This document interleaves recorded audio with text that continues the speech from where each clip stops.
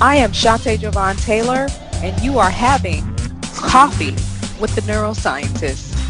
Welcome to Coffee with a Neuroscientist. I am your host, Shonté Taylor, and I have with me Simone Seol, the joyful marketing coach. Welcome, Simone. Thank you, Shonté. I'm so happy to be here. Yes. You've been on my radar, and I said I gotta have her on the show because you're just doing amazing things. But before I get into introducing you and we get into the crux of these questions, I gotta ask: are you a coffee or a tea person, Simone?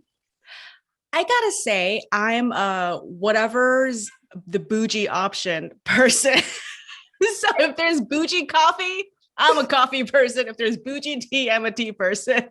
And in my house, I like to alternate between bougie tea and bougie coffee. So.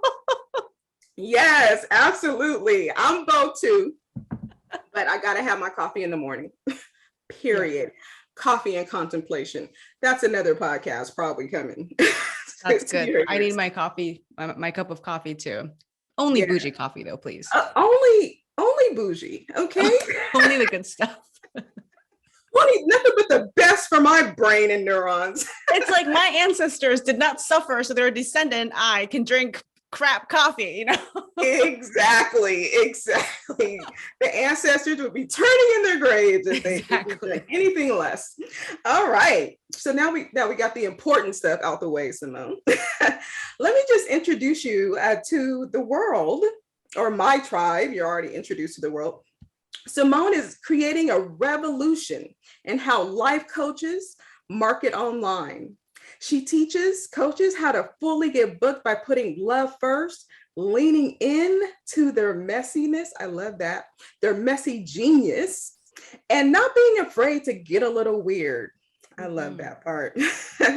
In the last 2 years, Simone has made over $3 million and helped countless life coaches grow their business with joy. She also has her own podcast, the Joyful Marketing Podcast, and she's the author of a couple of books, right? What are the books you have authored out in the world, Simone? Yeah, my first book is called Don't Do Your Best. You flipped it on people. I flipped it on people. You know, it's actually a lesson that I got from my dad, because his motto that he tells everybody is don't do your best, because I'm Korean and I'm from Korean culture. And in our culture, as well as I think in Western culture, it's always like, do your best, bring your best. You always have to be your best.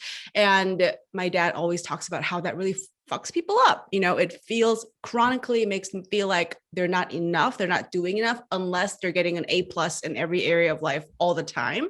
And so it's like a mental health thing that was, that I heard my dad talk about a million times, don't do your best. And the whole book is about how to live as a human being who can't be their best all the time, and how to love yourself and exercise your creativity and your power in the world anyway. So that's my first book, available on Kindle, not paperback yet. Okay. And my second baby is called The Fearless Marketing Bible I'm looking that way because that's where my bookshelf is. I'm like, it's over here. I just realized the rest of y'all can't see it.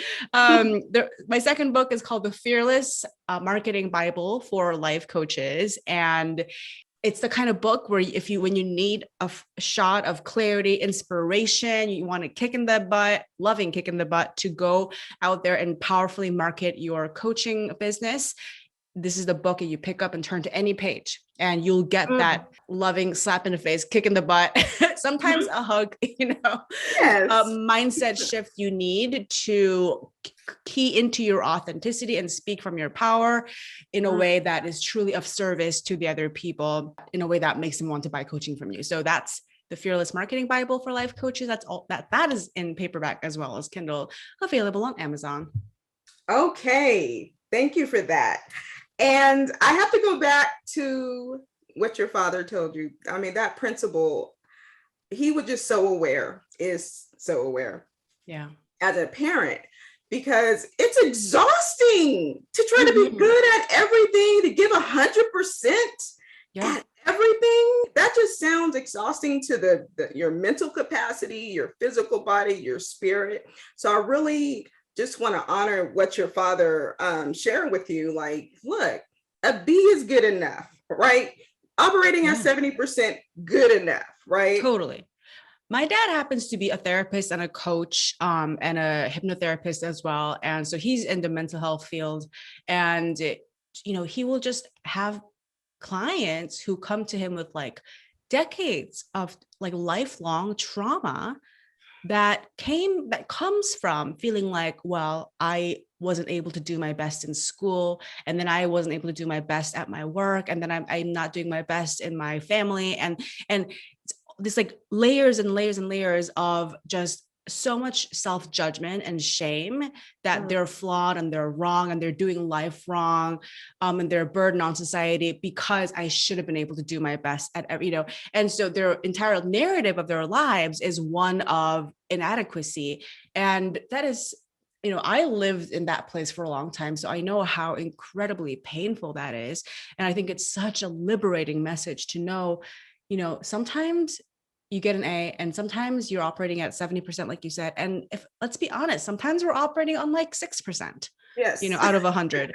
And that's, sometimes you get an F, and that's life, and you get to experience the entire range of things. And a society that glorifies only being at 95%, only getting an A, I think that is some really fucked up, oppressive, like dynamics of oppression that we internalize and turn against ourselves through, right? Absolutely. It's not sustainable. No. It's not sustainable mentally and physically, and you can't really show up at that level every day, right? So I say becoming an entrepreneur is the ultimate personal development journey. Because there comes a point in time where you can't do all the things that you used to do because your focus changes, your goals change, your mission changes, and something has to give. So we grapple with that because like you said, we got to do all the things and we got to do them well. But it's like you said, also, it's very liberating to start letting them go and realize it'll be okay. I couldn't agree more. And especially, I had a baby this year, and when you have a baby, it's like you totally have to break apart from your former standards of being good enough and doing your best, because you can't when you get pregnant. I was just talking to somebody, I was talking to an accessibility consultant about how pregnancy is a form of disability, right? Because it's just one of the examples of the many things that humans go through in life where you literally do not have anywhere near the capacity that you used to have because your brain is like fucked by hormones and your body is so exhausted. And of course, that's just the pregnancy, when you give birth. So I had my first baby, so I was discovering all this for the first time. And, it's a lot. And you have to figure out a way to love yourself and to be friends with yourself and to know where your value as a person is coming from. That is totally independent from how well your business is doing, how much money you're making, whether people think you're awesome and whatever, because none of that, is relevant when you're like sick in bed because you're pregnant or your baby's been crying for 5 hours and you're going to kill yourself. Right. So, and that's a lot of the work that I've had to do this year, just like totally switching gears. Like, where do I find my enoughness? Where do I have how do I negotiate my friendship with myself? Is it conditional on how quote unquote good I'm being, how productive I'm being, whether I'm doing my best, or is it unconditional? And do I decide I'm going to have my back? I'm going to love myself no matter what. And that sounds easy, but it's really hard. Right? Yeah, especially when we've been conditioned to always be on. Right. Exactly. To always be available, whether it is through our friends, our family, our kids. And we have to break that pattern, that habit, or that, when people feel like it's a habit for you, right? Like that the expectations, they expect you to be there. And so when people are on the entrepreneurial journey and they start to come into this realization that expectations need to change, not just for yourself, but other people We have to change their expectations, and we have to help them through that as well. Yeah. Because we can't just cut off our family and friends a lot of times, right? So we have to bring them on our journey. Totally agree. Yeah. So how did your relationships change on this journey of building your multi-million-dollar industry? Relationships, I mean, I could talk a lot about that, but what part of it should we focus on? Like friends or family, or? Let's pick your family first, because those are the people we probably can't get rid of right away as we are evolving, right? Yeah. And because as an entrepreneur, we're going through our changes, our fears, our doubts. And we know in neuroscience that people have mirror neurons, right? So whatever we are putting out, projecting out in the world, they're feeling it. Right? Their fear brain is activated and they have doubts, and they're like, wait a minute, I'm not used to you being like this, acting like this. So how did you manage those type of relationships with your family? So, I come from a family of coaches, and my dad's a coach, and we're very well versed in mental health and stuff like that. So this is doing what I'm doing now isn't something that I've had to get them on board with, because they always supported it. However, the part that here's the part that has felt tricky, and still to an extent feels tricky. Sometimes I feel so passionate about my work, and I feel like work takes up so much space in my life, and I am a certain version of myself for my work. Like when I show up as the coach, when I show up as the writer, as the businesswoman, right? I feel like that is a very different part of my brain, or a very different version of me than the daughter, the sister, the wife, the mom, right? And it feels difficult for me to switch back and forth between the two. Okay, not difficult. It can be awkward. And I have found myself being kind of mad at them for not, I'm kind of having trouble finding the words, because it's very subtle. It's not that they disapprove of this other version of me, but almost resentful that I have to switch between modes, right? So for example, if I'm working really hard on a thing and I'm focused on it, and a family member of mine will need something from me or want something from me, I get into this awful, the first thought out of my brain is how dare you bother me with this, when I have this important thought that I need to finish thinking. Yeah. And why can't you see that what I'm doing right now is so important? And then I I check myself when that happens. Yes. But this is the thing. And I've had arguments with my family about it, and sometimes feeling like my business is more important. So that is a thing that happens. And although they've been incredibly supportive, everyone in my family has been incredibly supportive, sometimes that navigating who I think they want me to be versus who I want to be, that has been tough. I think that is such an important revelation you shared, because more than you know it, people are struggling with that. It's I want to be all in on this, right? I'm in my flow. I got my mental energy. I got some inspiration, and I don't want to be interrupted, right? Yeah. And especially for women. Yeah. It's we have to think about all the things, household, exactly. Kids and all of that. And more likely than not, I don't know if this is your situation, but a lot of times men don't have to break up their day. Exactly. Right? They're not expected to. They're not expected to. They can just focus on a couple of things, which the brain likes us to focus on one major thing at a time. Okay. Yeah. But it's a struggle, and that resentment does come.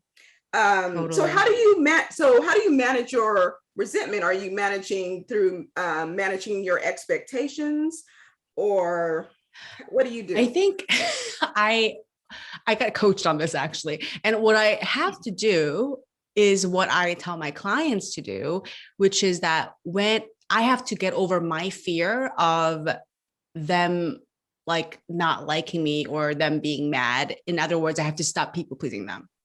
Right. So if I say, oh, yes, you can come in and chat with me, or you can come in and talk to me about this, when what I really mean is, no, I need this time to focus. Please, you please don't knock on my door. Right. So what I want to say is, please don't knock on my door, I need this time. But I end up saying, oh, it's okay, come in. That's me people pleasing. That's me not being honest. Right. And the reason that I'm not being honest is because I don't want them to be mad. Right. So I have to navigate my own people pleasing around that a lot. And, this is like, it gets pretty scary, because I think a lot of these dynamics, especially with close family, when you think they're going to be mad at you, when you think there's going to be, a friction because of this kind of thing, it can hit you at a really vulnerable, like almost like primal, like place in your brain where you're like, oh my gosh, my family's mad at me. I'm going to be like abandoned. I'm going to be cast out of the tribe and die. Right.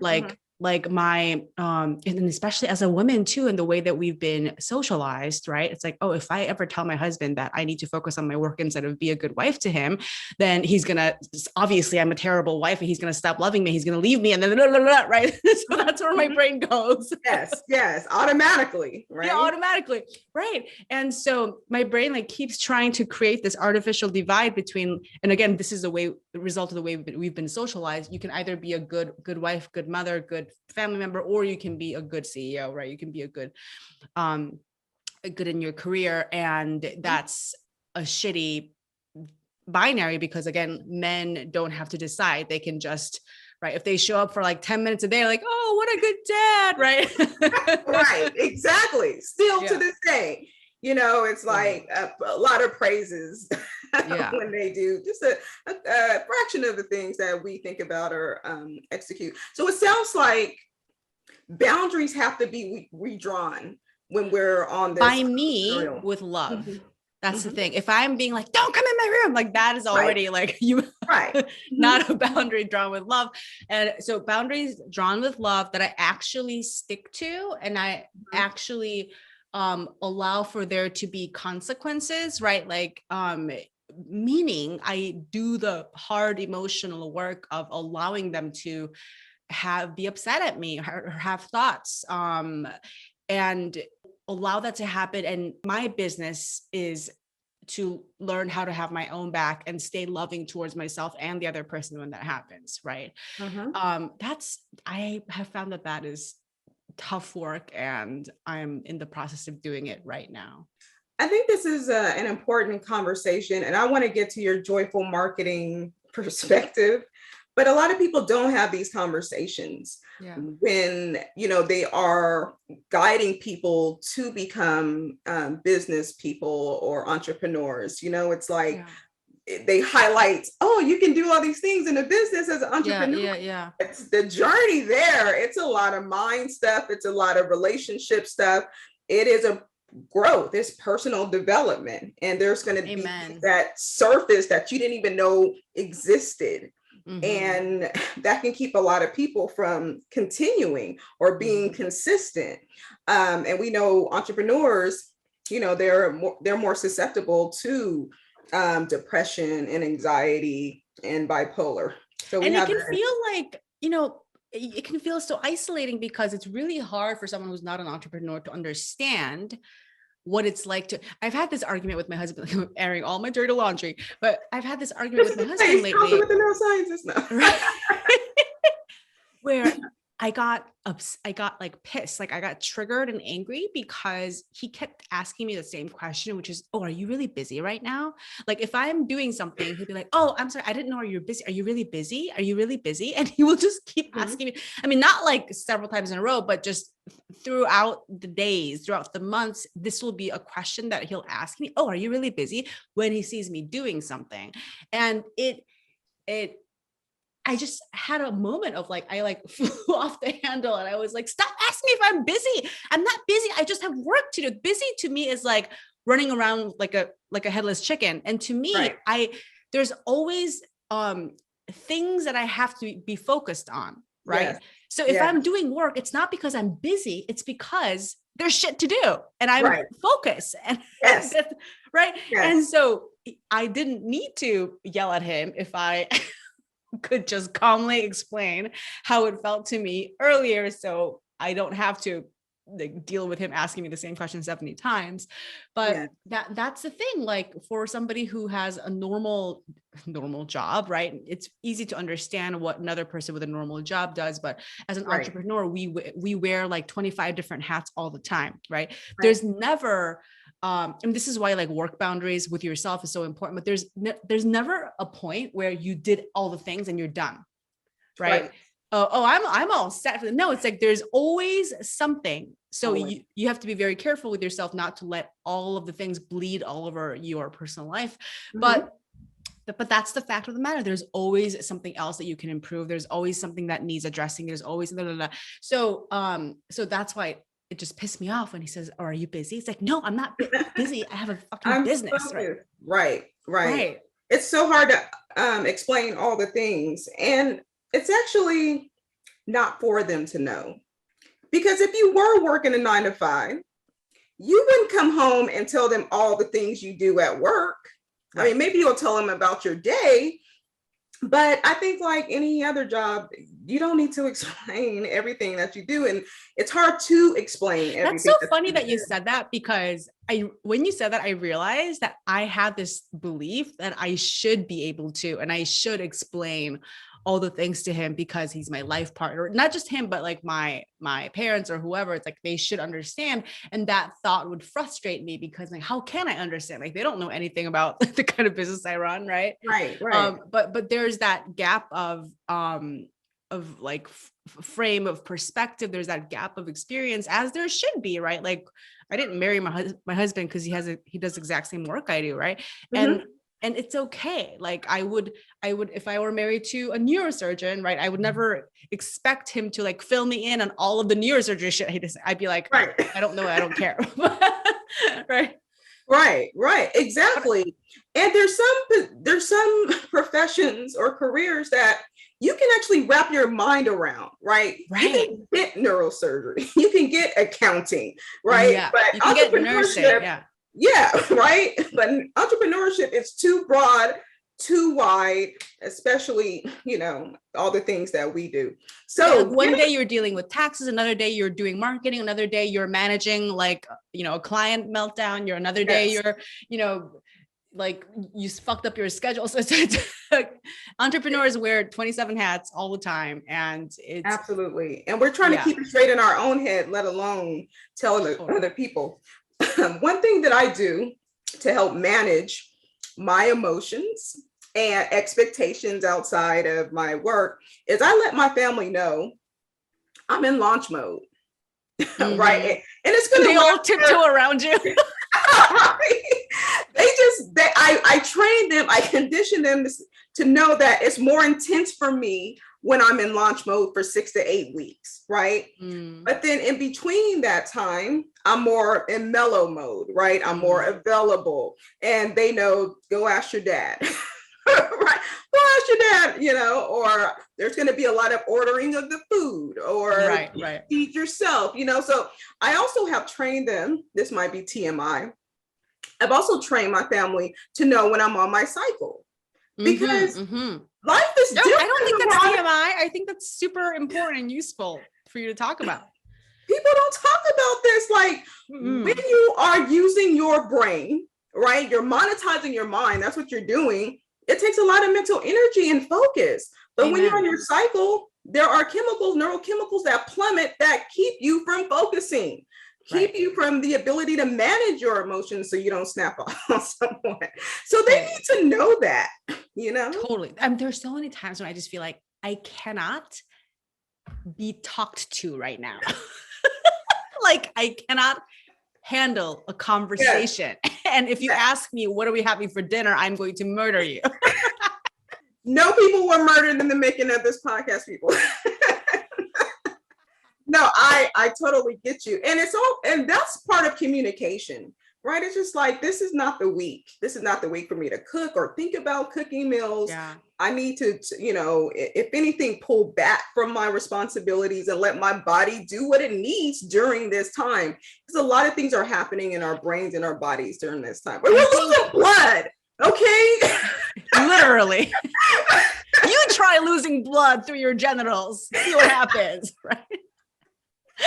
I think it'll be a different world if all women or all people who menstruate gave themselves permission to take their cycles really seriously. And if they had the skills to set boundaries and to ask for what they need, right? And to allow themselves to be supported, because that is so not the norm in the state of the world today. And that's why when you said this is TMI, I was like, no, this should not be TMI. Like every woman should, every person who menstruates should talk about this. So I'm grateful that you brought that up. Like I have this fantasy that in like maybe a couple of decades, in a generation, talking like the awareness around cycles and hormones will be so normalized, and people will have such high awareness about it that it'll be built into like work schedules, and it'll be like,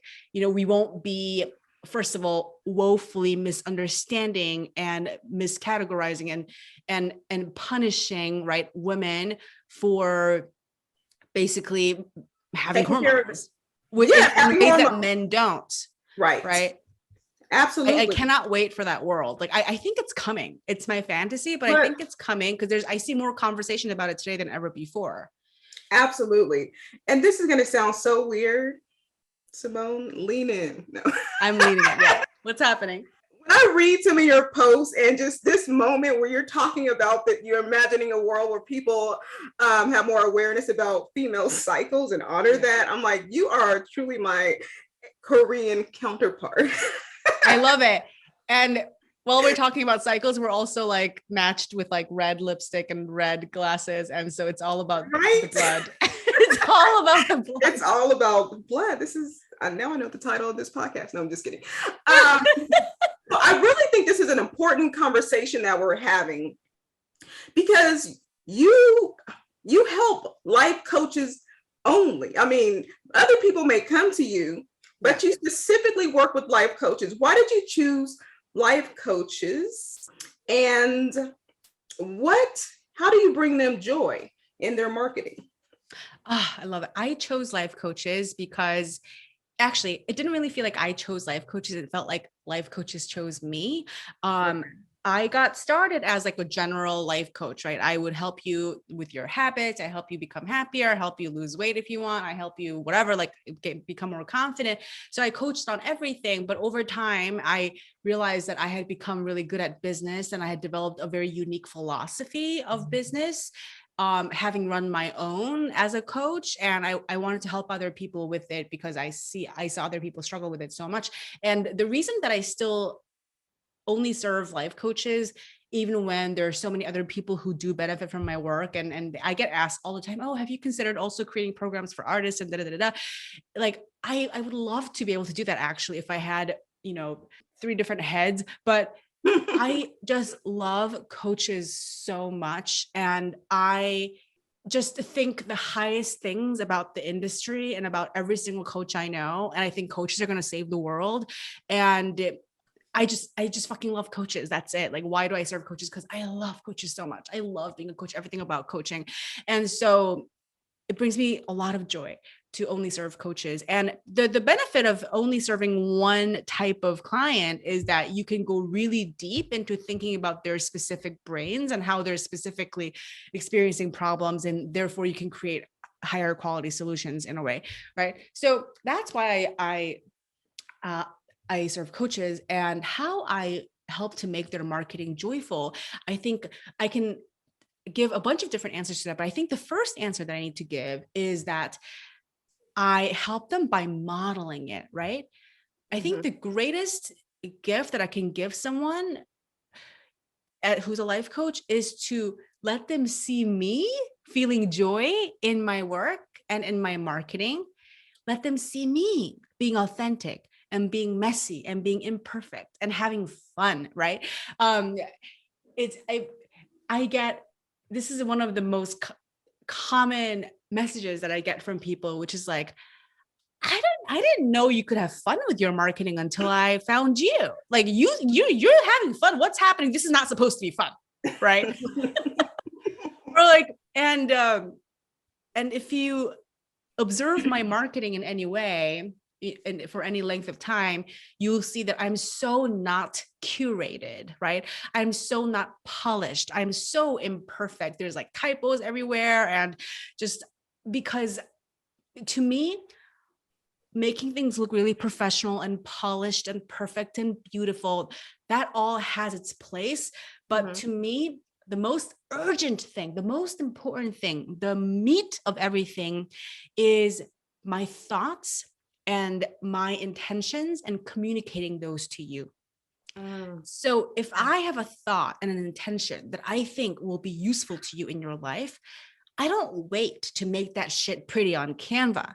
I don't wait to make that shit typo free, perfect grammar. I don't wait to make that somehow, whatever, right?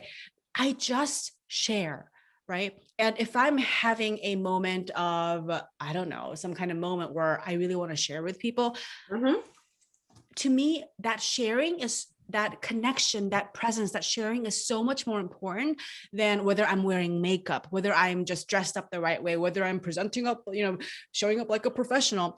And so I think I always value the showing up and the contents of my brain, the thoughts and the intentions, my heart, the communication with other human beings. That is higher on the hierarchy than any other standard, any other thing, right? And so that's where my heart is always. And I think when people encounter my marketing, they feel that. And it gives them permission to do the same. It gives them permission to not have to edit their shit 5 million times. It gives them permission to just freely share their thoughts without filtering, without worrying about, oh, is this going to be right? And when they see me present as a full human being, like I curse a lot, I'll sometimes tell like TMI stories. You can really get a sense of what it would be like to like have a drink with me or have coffee with me just by encountering my marketing, because I'm not showing up as like an avatar of a coach. I'm showing up as a human because I'm interested in getting to know you as a human. And how can I ask you to connect with me from your heart if I'm not willing to connect from my heart? That is so beautiful, poetic, if you will. So what I hear you saying is it brings you joy to work with life coaches who you feel will save the world, because everybody needs a life coach. Everybody on the planet would benefit from a life coach first and foremost. That's the group of people who have the most reservations about marketing, because the field is still not as regulated. People kind of still question, what does a life coach even do? And so they don't put themselves out there. So to see you, in your full authentic self, having fun, it sounds like marketing for you is highly inspirational, in the moment, intuitive. Yeah. And I resonate with that so much, because when I have a thought, when I have something building in me, if something downloads, I'm ready to go and share it with the world. And the more we wait to put that out in the world, whether it's a post, an email, a live stream, a program, we'll talk ourselves out of it. Our brain will do the dance, right? Totally. So I think it sounds like that's a key part of your formula for joyful marketing, is being inspiration, having inspiration, being intuitive, and going for it. Yeah, you got to go for it. And that's not to say that there's, that you should never, save content, or you should never save ideas for later, or have a strategy of like, okay, this is the order I want to present my ideas, as opposed to like vomit them all at once just because I had them all at once, right? There's definitely a time and place for that. But the reason that I think most people wait and most people strategize is not coming from an entirely self-trusting, empowered place. It's coming from like some kind of hesitation for whatever reason, that what they've got now isn't good enough yet. Or this is a really big one, a fear that if they share everything they've got now, they're not going to have more later. Oh, absolutely. Right? It's like, oh, I can't share all these ideas now. I have to hoard them in case I don't have ideas in the future. Right. And that's a kind of a scarcity thinking that I think we picked up from from culture. Like there aren't enough ideas. There's only a finite supply of ideas. And when I work with my clients and I teach them what I teach them, they all find that is totally just a lie that they accidentally believed. And this is a gross metaphor that I use, but it's like, I say, whenever you have an idea, you got to like go to the toilet, you got to poop it out. You got to like, you got to get it out of your system, because what happens when you keep saving your ideas is that you get constipated, you get blocked up, right? Yes. And you got to take a laxative, and that shit ain't pretty. Yes, so you got to keep it flowing. And for as long as you think that you have to save your best ideas, you will always be in like this energetically constricted, energetically constipated mode. And if you have the opposite thought, which is I always, there's infinite ideas and I always get better ideas the more I share, like I'm just at the beginning of my journey, like that's a thought that I have about myself intentionally a lot. Like I always tell myself, I'm just getting started. Like people think my shit's good now. They ain't seen nothing yet. Right. And I'm just getting revved up, and I'm just at the beginning of downloading my biggest contributions to the world. And so that keeps me in such an intellectually abundant mind space that I want to invite whoever is listening to as well. Because if you decide to enter into that energetic abundance, you will get that abundance. If you keep in that constricted mode of not enough, I have to save, I have to hoard, right? Then that's what you're going to get. Absolutely. I agree with you 1,000,000%. I mean, just the makeup of our brains, right? Trillions of connections in our brains that we're capable of. Literally infinite possibilities for how those, like your neurons connect and interact with the world. Yeah. Exactly. And the beautiful part about putting ourselves out there, putting our thoughts out there, is you get feedback. You can see how you are changing people's, configuration of their own thoughts and feelings and emotions, and you get motivated to continue that. Or, they can give you another idea that you can put out there. Maybe in other words, when you share that idea is now allowed to be alive in the world. Yes. And almost, I think of it like chemical reactions, right? Now that idea is having chemical reactions with whoever's interacting with it. It's affecting the world. Whereas when it lives in your brain, in your notes, right? It's not meeting the world. There's no chemical reaction. It's dead, right? It's not alive until you unleash it in the world. And I feel like when we hold our genius in and our thoughts in and those downloads in, that it makes us depressed. It turns toxic. It's literally like constipated. When you are literally constipated, you feel ill. Like it doesn't feel good because you're supposed to be shit's supposed to be exiting your body. It is, exactly. If you all think of it as constipation, you're more likely to feel better about yourselves. But also, especially with life coaches, we're affecting other people's lives. They need to hear the message. They need to have the strategy, the guidance, so that they can affect change in their personal world, their kids' world, their professional world. So it's our responsibility as coaches to put our thoughts out there so that other people can continue successfully on their own journey. So Amen. With that, I want to just thank you so much for sharing with my audience all this goodness just about personal growth as an entrepreneur, and just sharing your joy with the world, specifically helping life coaches really get beyond all that is keeping them from really blossoming. I just want to ask you one more question. Sure. What's your mission for the world, for the universe? My mission for the world is to help all of the humans feel safer in their humanity. Yes. I think that we have all the problems that we have in the world, like, conflict, violence, we're polluting the earth, like all of these problems, I think, come because we are trying to escape our humanity. We're trying to numb from the pain of being human. we are trying to oppress other people because they remind us of parts of our humanity that we don't like.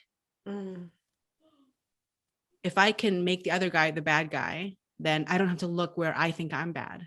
Wow. If I can dehumanize the other person and see them as less than human, then I don't have to look at parts of myself where I'm vulnerable and where I feel like less than an amazing human, right?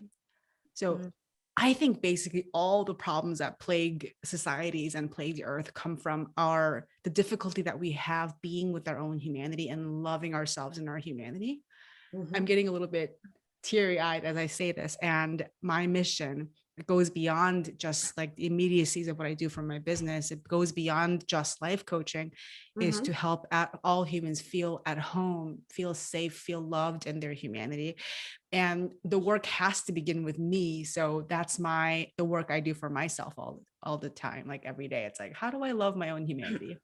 It's really hard, but it's worth it. Absolutely. Before we can change the world, we have to change ourselves. That's right. We have to be the change we want to see. It's the only way. Absolutely. And that's why I have you on, Simone, because just watching you over the last year and a half or so, just reading your words, it really just touched my heart. And I knew that there's something bigger you're doing, even though your work includes, your heart, your mission, your message is so much bigger. And I'm glad you got to share that. I feel very privileged and honored that to hear you reflect that back to me. And thank you so much for allowing me to, get on my little soapbox and spread my messages through this awesome podcast. Absolutely. Thank you. Thank you so much again.